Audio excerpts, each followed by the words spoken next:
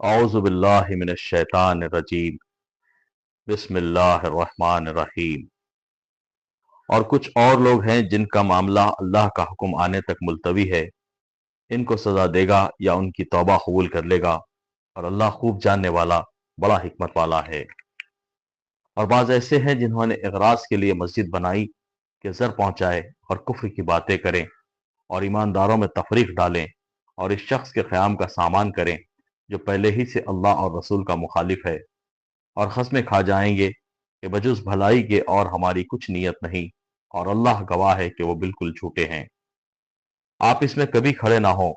البتہ جس مسجد کی بنیاد اول دن سے تقوی پر رکھی گئی ہے وہ اس لائق ہے کہ آپ اس میں کھڑے ہوں۔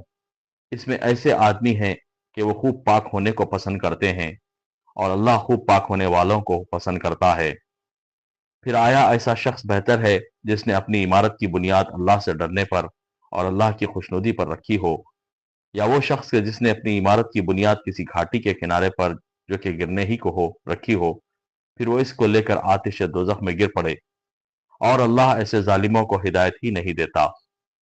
ان کی یہ عمارت جو انہوں نے بنائی ہے ہمیشہ ان کے دلوں میں شک کی بنیاد پر کانٹا بن کر کھٹکتی رہے گی، ہاں مگر ان کے دل ہی اگر پاش پاش ہو جائیں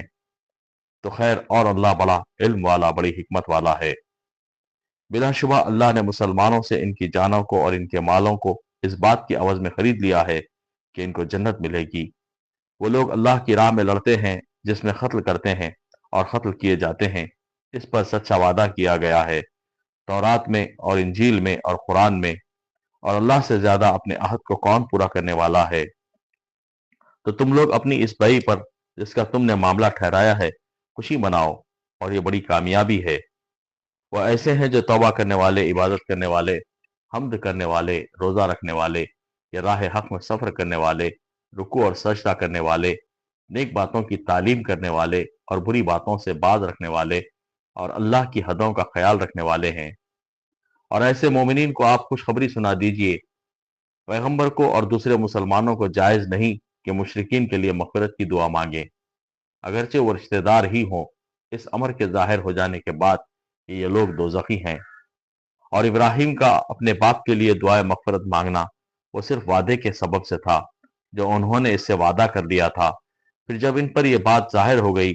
کہ وہ اللہ کا دشمن ہے تو وہ اس سے بالکل بے تعلق ہو گئے۔ واقع ابراہیم بڑے نرم دل اور بردبار تھے، اور اللہ ایسا نہیں کرتا کہ کسی قوم کو ہدایت کر کے بعد میں گمراہ کر دے جب تک کہ ان چیزوں کو صاف صاف نہ بتلا دے جس سے وہ بچیں۔ بے شک اللہ ہر چیز کو خوب جانتا ہے۔ بلا شبہ اللہ ہی کی سلطنت ہے آسمانوں اور زمین میں، وہی زندہ کرتا ہے اور مارتا ہے، اور تمہارا اللہ کے سوا نہ کوئی دوست ہے اور نہ کوئی مددگار۔ اللہ نے پیغمبر کے حال پر توجہ فرمائی اور مہاجرین اور انصار کے حال پر بھی، جنہوں نے ایسی تنگی کے وقت پیغمبر کا ساتھ دیا، اس کے بعد کہ ان میں سے ایک گروہ کے دلوں میں کچھ تزلزل ہو چلا تھا، پھر اللہ نے ان کے حال پر توجہ فرمائی۔ بلا شبہ اللہ ان سب پر بہت ہی شفیق اور مہربان ہے۔ اور تین شخصوں کے حال پر بھی جن کا معاملہ ملتوی کیا گیا تھا، یہاں تک کہ جب زمین باوجود اپنی فراخی کے ان پر تنگ ہونے لگی اور وہ خود اپنی جان سے تنگ آ گئے، اور انہوں نے سمجھ لیا کہ اللہ سے کہیں پناہ نہیں مل سکتی بجز اس کے کہ اسی کی طرف رجوع کیا جائے، پھر ان کے حال پر توجہ فرمائی تاکہ وہ آئندہ بھی توبہ کر سکیں۔ بے شک اللہ بہت توبہ قبول کرنے والا، بڑا رحم والا ہے۔ اے ایمان والو، اللہ سے ڈرو اور سچوں کے ساتھ رہو۔